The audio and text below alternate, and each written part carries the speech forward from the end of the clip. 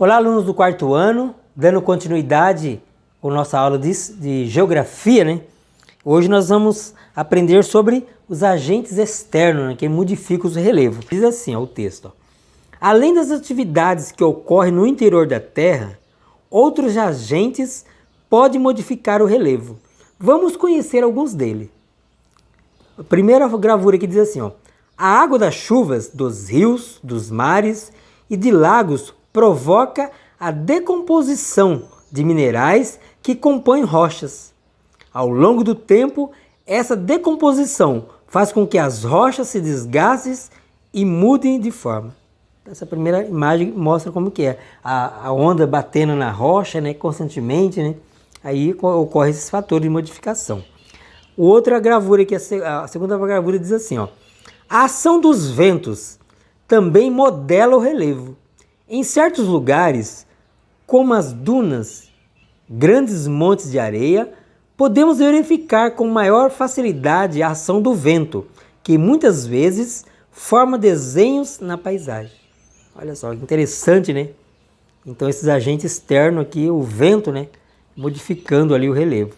E por último aqui, essa outra gravura diz assim, ó, o curso de rios também age sobre o relevo. Exemplo disso é o Grande Canyon, nos Estados Unidos, cujos paredões sofreram erosão ao longo do tempo. Olha então que o curso do rio, né, que fez ali, criou, o curso do rio criou esses enormes paredões, então aqui devido à ação ao longo do tempo, né. Virando a página, temos mais aqui, ó, diz assim, ó, as plantas e os animais também podem ser agentes modificadores do relevo. No caso das plantas, suas raízes podem formar fendas em rochas. As próprias árvores, né, ela cria raízes entre as rochas, né, e vai abrindo as rochas, né. E depois temos mais um texto aqui embaixo que diz assim, ó, nós, seres humanos, também somos agentes transformadores do relevo. Quando retiramos a vegetação natural e construímos casas ou realizamos agricultura, muitas vezes causamos erosão. Parte da água das chuvas, como também da água dos rios, infiltra-se no solo durante o período de cheias. Parte dessa água, contudo, escoa pela superfície do solo, criando por vezes enxurradas. Na ausência de cobertura vegetal que protege o solo da erosão, enxurradas podem arrancar partes dele, criando por vezes deslizamentos e modificando o relevo. O clima também pode modificar o relevo. Variações de temperatura são capazes de fragmentar rochas. Então veja que às vezes o próprio homem ele tem que construir estrada, construir casas, né? Ele tira a vegetação da terra, aí vem a chuva, a erosão da água, né? E faz com que modifica também ali o relevo. Na página 250, né, continuando o texto, diz assim, ó, quando acontecem a desagregação e a decomposição de partes de rocha, aqui a continuação do texto ainda diz, ó, na página 250, temos ainda o texto que diz assim, ó, quando acontecem a desagregação e a decomposição de partes de rochas, seus fragmentos são transportados pela água da chuva, pelo vento e etc.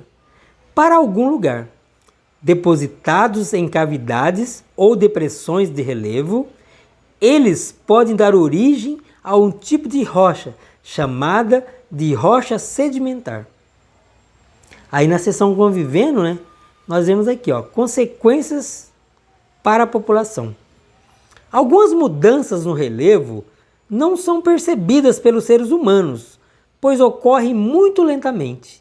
É o caso da formação das rochas sedimentares e da decomposição de rochas por ação dos ventos.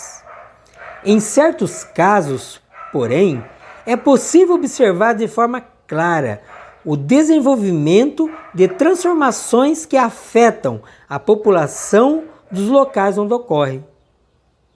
É o caso, por exemplo, dos deslizamentos de terra em morros onde há moradias. A atividade 4 diz assim, ó, que consequências pode sofrer os moradores de um local afetado por um deslizamento de terra. Então você vai registrar qual as consequências que você acha que as pessoas que moram nesses locais, né, sofrem, né, devido ao deslizamento de terra. E aqui na página 251, na seção Vamos Conhecer Mais, diz assim, ó, relevo e turismo. Muitas vezes, as formas que o relevo adquire por meio da ação de agentes estudados, nesse capítulo, tornam-se locais que atraem pessoas para visitação. Formatos diferentes de rochas, cavernas subterrâneas, entre outras formações, causada pela ação dos ventos, das águas, do clima, etc., são alguns exemplos de paisagens que acabam virando atração turísticas. Observe essa imagem. Então, nós vemos aqui uma imagem, ó.